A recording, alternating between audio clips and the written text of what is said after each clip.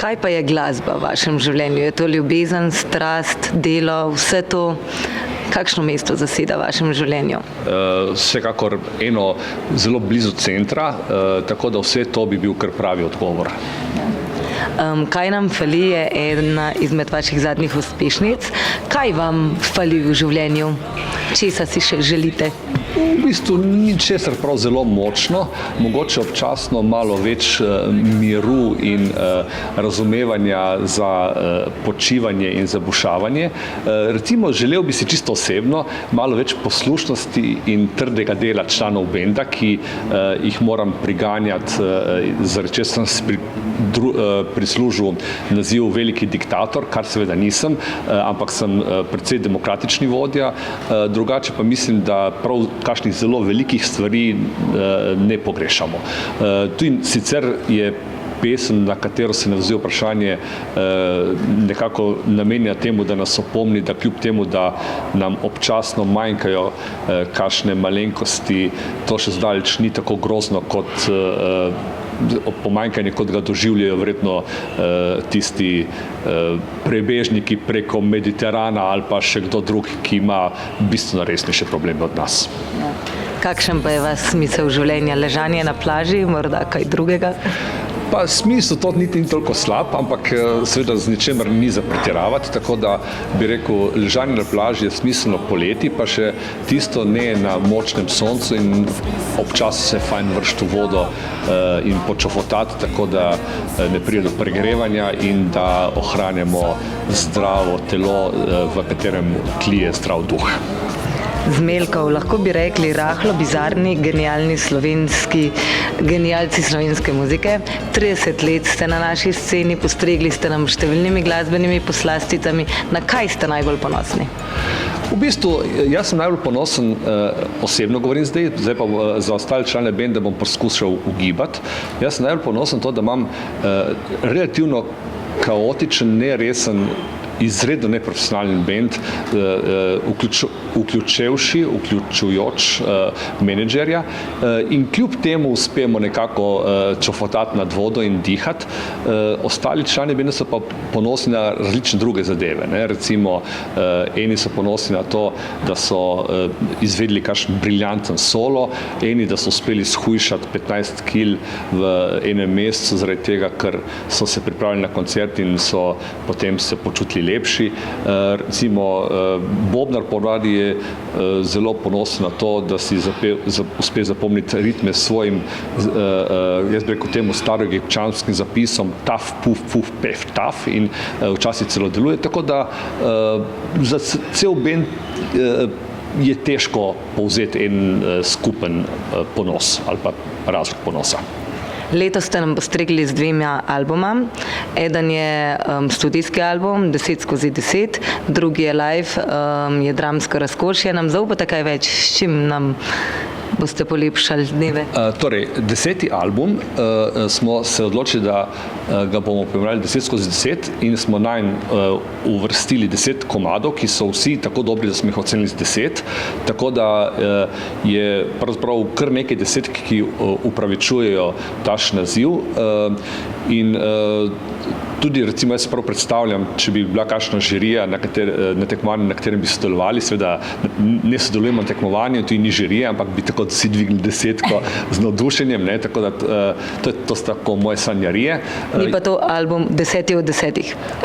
Ne, to je zaenkrat 10 od 10, bo pa z malo sreče tudi kmalu 11 od 10, oziroma najbrž 11 od 11, ker 11 od 10 potem bi že bil mogoče ekstra bonus album, no to bomo videli. Skratka, gre za po moji skromni presoji zelo dober album.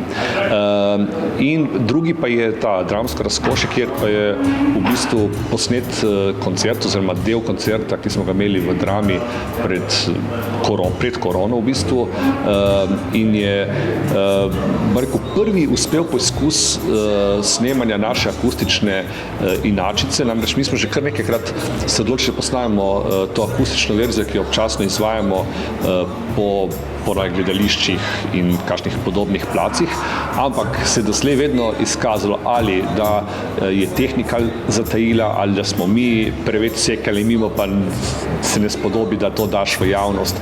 Nazadnje je bila ena simpatična, ko je bilo vse super izpeljano, ampak je miksermen, ki je imel vse skupaj na ključku, izgubil ključek. Tako da ta je bila končno uspešna in dramsko razkošje smo pa dali naziv zaradi tega, ker je tisti plac res takšen malo bolj šik, sploh v primerjavi s kakšnimi klubi, kjer ponovadi igramo, tako da smo se počutili mogoče malo bolj kulturno kot sicer. Če se dotaknemo še malo dveh komadov, zmagali smo, Kemona velja za dva odpičena komada. Kaj vas navdihuje? V bistvu Kemona je takšen terapevtski komad. Namreč vsi imamo v življenju šefe, bivše punce, fante, sosede in tako naprej, ki nam grenijo življenje. In zdaj človeku ne moreš kar tako v obraz reči, ti si res mona ali pa budala, kakorkoli že. Teda sem si zamislil, da to mora biti vnaprej že obsojeno na hitovstvo. Imaš komad, ker si ga v bistvu prepevaš, seveda ponavadi, ko reš mimo takšnega človeka, la Kemona, in v bistvu ti ne more nič. Če bi mu rekel direktno v faco Kemona, bi te počel na gobec, tako pa se rečeš, pa pojem, to ni pa res nič takšnega, če se prepevam, tako da jaz mislim, da ima ta komad dolgo in uspešno bodočnost. Tisti zmagali smo, pa v resnici je bolj globok in govori o tem, da kako smo ljudje pravzaprav iznajdljivi v tem, da nekako upravičimo svoje življenje in ga naredimo lepšega. Recimo, nekdo, ki ni lep, ni pameten, ni bogat, najde pač eno panogo, v kateri tekmuje, in to je recimo, lepljenje vžigalic v steklenici, in naredi čudovit mali Eiffel stolp v steklenici in je najboljši v tem. In mu to daje neko zadovoljstvo, ponos, in nekdo drug pač, ni tako spreten z vžigalicami, pa recimo kupi na lizike en velik avto in se vozi okoli, si misli, mater sem fata, najjači sem. Tako da smo pravzaprav ena živalska vrsta zmagovalcev in to je pač opisano v pesmi, samo da se še rima. Zdi se, da ste na samem vrhuncu ustvarjanja, da ste na pravi poti. Zakaj govorice, da se poslavljate? Ja, slovo je namenjeno temu, da pravočasno izpeljemo ta, prijaznostni ritual. Namreč človek nikoli ne ve, kdaj bo svet eksplodiral, kdaj nas bojo bacili potamanili ali pa kdaj bo preletela kakšna zablodla raketa ali pa kakšen brezpilotnik.